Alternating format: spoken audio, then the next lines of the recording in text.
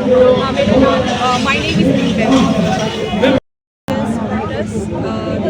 So our disappointment, our disagreement over the three MLAs who have joined the Central government despite the common people opposing it.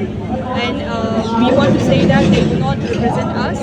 And symbolism does not mean there is peace. So earlier there was semblance of peace only because there was presidency, and because of the formation of popular government, the president's rule has been lifted. Now there is no guarantee under, although the deputy chief minister has been given one of the politician from the Mizo community, does not mean that there is peace. So we are saying there cannot be forced peace and normalcy. It has to come only when there is security for the people. And now with the coming of the popular government, that you cannot guarantee security for the people, at least in the Mizo areas. Our demand per se was not to change the chief minister. Our demand has always been separate administration. Some sort of political arrangement for us that can guarantee us not short-term solution. We want long-term solution, because see, you can change the chief minister, but who can guarantee our safety? After 10-20 years, the same thing can occur.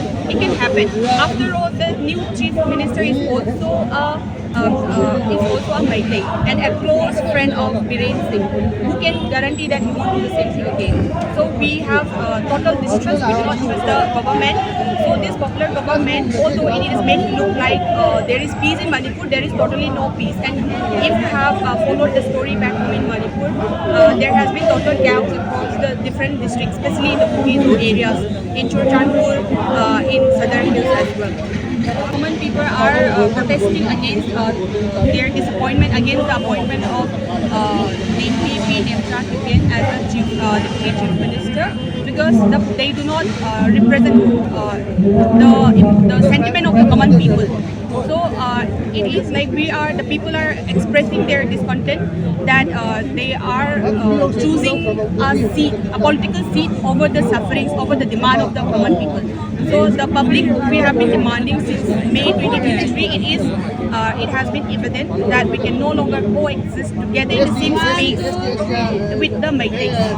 With all these churches, all our synagogues being burned, all our villages being burned, and more than 40,000 people displaced till today, there is no rehabilitation, nothing. Even if we have to resettle again, we want it to happen in a safe space where we can be at peace, without having to fear for our lives again. Thank you. 100 villages have been burned, more than 7,000 houses have been destroyed, over 360 churches and synagogues have been burned, and more than 41,000 people have been displaced. These figures are not statistics alone. They represent families uprooted, dignity violated, and trust permanently shattered. The organization stresses that peace cannot be manufactured through political declarations, while the root causes remain unaddressed. Justice and accountability are essential, but they cannot be by themselves restore the political relationship that has already collapsed.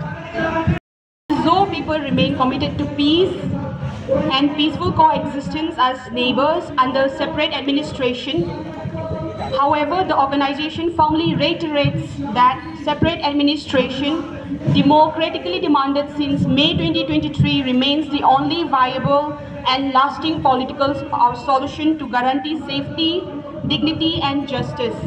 Any arrangement short of this is merely temporary and cannot prevent the recurrence of violence.